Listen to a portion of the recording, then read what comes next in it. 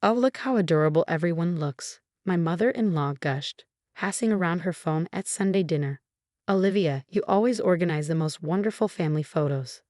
I peered over my plate, catching glimpses of my sister-in-law's latest masterpiece, another perfectly coordinated family photo shoot featuring her husband Tom, their 3 kids, and my in-laws. Everyone wore matching cream sweaters, posed artfully in a sunlit meadow. My husband Matt squeezed my hand under the table. He knew what was coming. When did you take these? I asked, trying to keep my voice neutral. They're beautiful. Olivia barely glanced up from her wine glass. Last weekend, just a little something I threw together. You know how I love capturing family memories. Family memories. Right, the same family memories that somehow never included Matt, me, or our 2 children, Emma and Lucas. Funny, Matt said, his voice tight. We didn't know about this one either. Oh, Olivia's eyes widened with practiced innocence. Did I forget to send you the details? I could have sworn I texted you. You know how hectic things get, organizing 6 people's schedules. 7 years of this. 7 years of forgotten invites, lost text messages, and perfectly curated family photos that excluded our branch of the family tree. When Matt and I first got married, I tried to give Olivia the benefit of the doubt. Maybe she really did forget. Maybe the messages really did get lost. But after 7 years, the pattern was impossible to ignore. Mom, can we see the pictures? Emma, my 9-year-old, asked hopefully. My heart clenched as my mother-in-law hesitated before passing her the phone. I watched Emma's face fall slightly as she scrolled through the photos. Everyone looks so nice, she said quietly. Even cousin Jake, and he hates pictures. Lucas, my 6-year-old, peered over her shoulder. How come we're never in the pictures, Mommy? The table fell silent. My mother-in-law suddenly became very interested in her napkin. My father-in-law cleared his throat uncomfortably. Because Aunt Olivia keeps forgetting to invite us, buddy, Matt said, his voice carefully controlled but with an edge I recognized. He was done pretending. Matt, his mother warned, but he shook his head. No, Mom, we're done dancing around this. Olivia, you've been organizing these photo shoots for years, and not once have you included us. You post them all over social media, send them out as holiday cards, frame them for Mom and Dad's house. And every single time you have some excuse about why we weren't invited. Olivia's perfectly maintained smile tightened.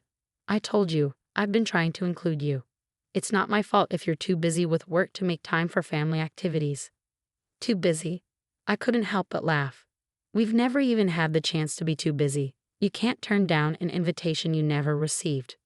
Well, Olivia sniffed, maybe if you made more of an effort to be involved in family activities. Like the Sunday dinners we never miss, Matt interrupted. The birthdays we always celebrate, the holidays we always attend. Those family activities. Children, my father-in-law started, but Olivia was already standing up, gathering her designer purse and her children's things. I can see we're not wanted here, she announced dramatically. Come on, kids. We know when we're not welcome. As she herded her children toward the door, my mother-in-law hurried after her, trying to smooth things over. My father-in-law gave us a disappointed look before following them. Emma and Lucas sat quietly, pushing food around their plates. The sound of car doors slamming, engines starting, and vehicles pulling away filled the awkward silence. I'm sorry, kids, Matt said finally. I shouldn't have lost my temper. Why doesn't Aunt Olivia want us in the pictures? Lucas asked again, his little voice wobbling slightly. I looked at my children's faces, Emma trying so hard to be brave, Lucas confused and hurt. And something inside me shifted. 7 years of watching my kids feel excluded, of seeing them puzzle over why they weren't good enough to be in the family photos, of watching them internalize the message that they somehow didn't count. No more. You know what? I said, pulling out my phone. I think it's time we started our own tradition. What do you mean? Emma asked. I smiled, already scrolling through local photographers on Instagram. How would you like to do our own family photo shoot? Something special just for us? Really? Lucas perked up. Can I wear my superhero cape? Absolutely, I said, my mind already racing with ideas. In fact, I think this photo shoot should be all about showing who we really are as a family. No matching sweaters? Emma asked hopefully. Matt laughed, the tension finally breaking. No matching sweaters. Just us, being ourselves. As we drove home that evening, the kids chattering excitedly about outfit ideas, I couldn't help but smile. Olivia's perfectly posed, color-coordinated photos might be what she considered family memories, but I had something different in mind. Something authentic. Something joyful.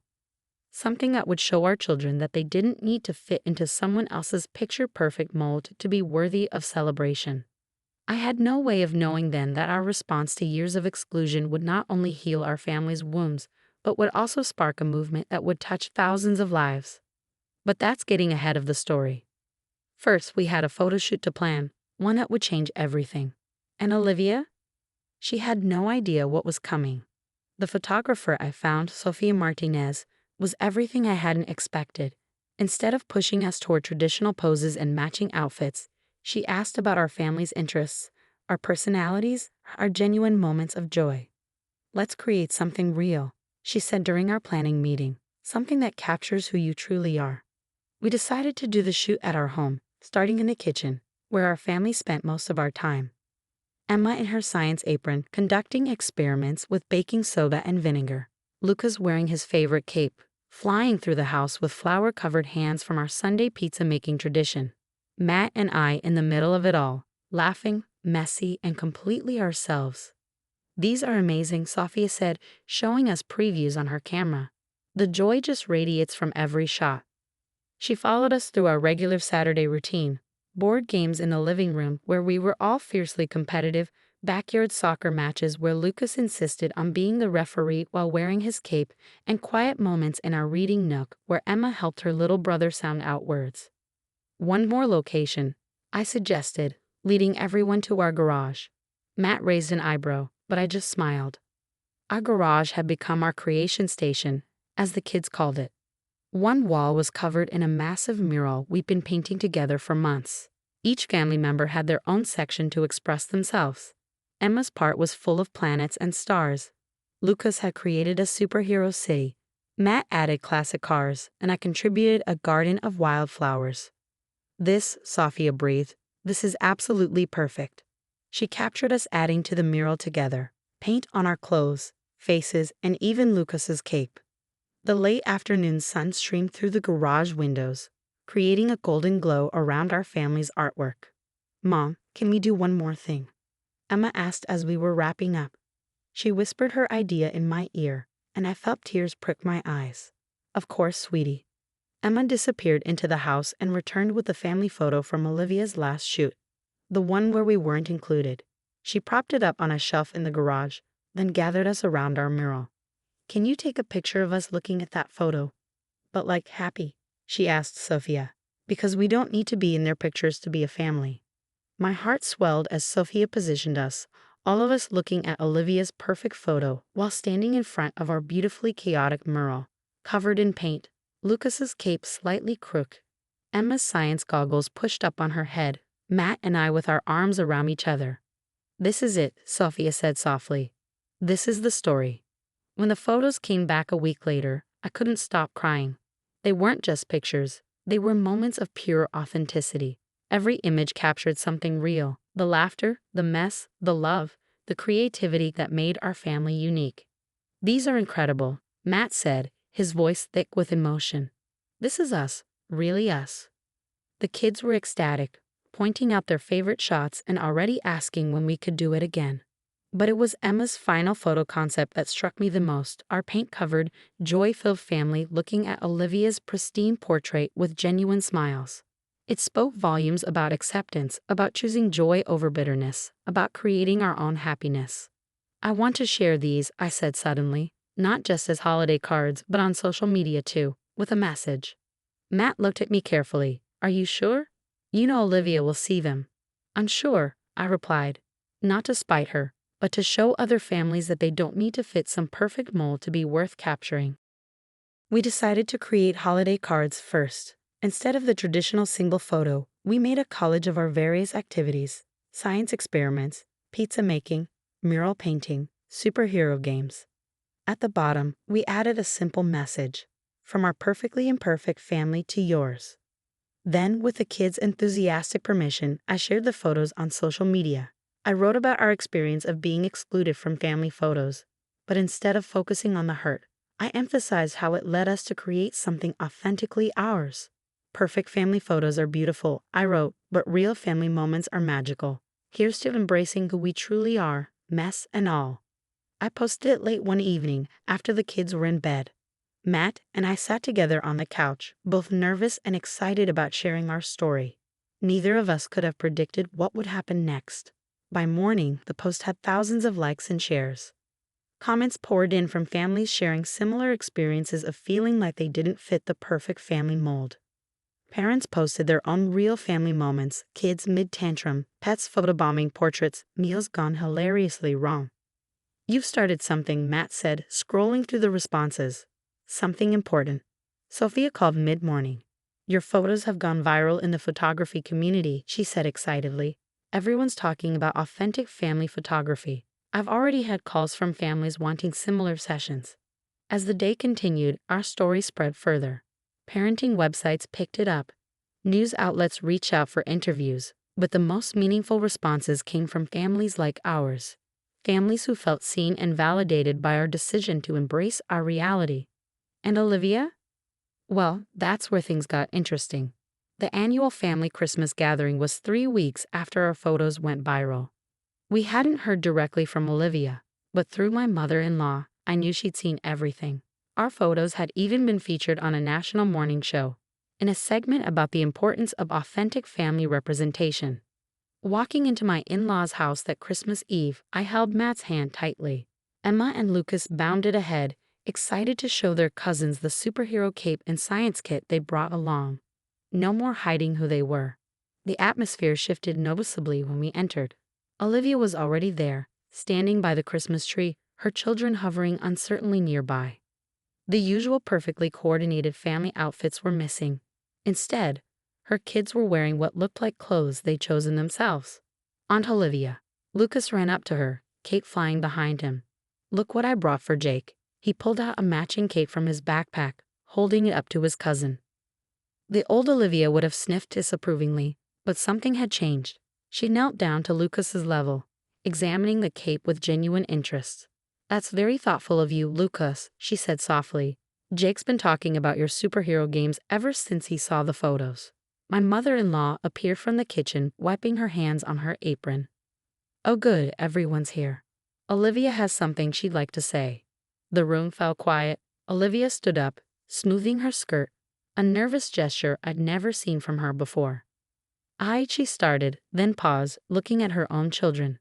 "I owe you all an apology, especially Emma and Lucas." The kids stopped their excited chatter, watching their aunt curiously. "Those photos you took," Olivia continued, "they made me realize something. I spent so many years trying to create this perfect image of family. The right clothes, the right poses, the right everything. But when I saw your photos, the joy, the mess, the real moments," she took a deep breath. "I realized what I've been doing to my own children, to all of us." Jake, her oldest, stepped forward. "Mom let us pick our own clothes today," he announced proudly, showing off his dinosaur sweater. "And we made cookies," his sister added. "They're kind of burned, but Mom said that's okay." Tears welled in Olivia's eyes. "I've been so focused on appearances that I forgot what family really means. Watching your photos go viral, seeing how many people connected with your realness, it made me ashamed of how I've treated you all." Matt squeezed my hand. I could feel the years of hurt beginning to heal. "Would you?" Olivia hesitated. "Would you help me learn how to capture real moments, not just perfect poses?" Before I could respond, Emma spoke up. "We're painting the last part of our garage mural tomorrow. You could all come help if you want. It's really fun getting messy." The genuine smile that spread across Olivia's face was nothing like her usual practice one. "We've loved that." The rest of the evening was unlike any family gathering we'd had before. The kids played superhero games together, capes flying. Jake showed Emma his own science experiments. The adults shared stories of their most disastrous family photos, laughing together instead of competing. Later, as we were all gathered around the tree, my mother-in-law called for a family photo. Usually this would have been Olivia's cue to arrange everyone perfectly. Instead, she looked at me. "How about we try it your way?" So we did. No posed smiles, No coordinated outfits, just our whole family squeezed together on the couch, kids sprawled across laps, Lucas and Jake in their matching capes, Emma showing her cousins how to make silly putty, genuine laughter all around. That photo now hangs in all our homes, including Olivia's. It's not perfect, someone's eyes are closed, Lucas's cape is covering half of Jake's face, and Emma's science experiment left a stain on the couch. But it's real. It's us. Our story continued to inspire others.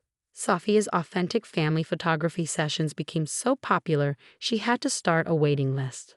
Olivia and I even collaborated on a blog about embracing imperfect family moments, sharing stories of burnt cookies, failed craft projects, and the beauty found in everyday chaos.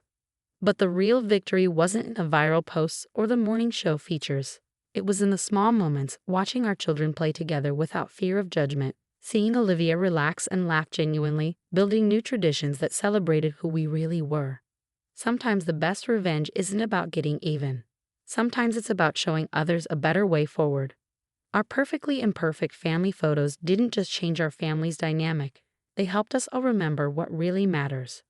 And now, every family photo includes all of us: mess, chaos, superhero capes, and all.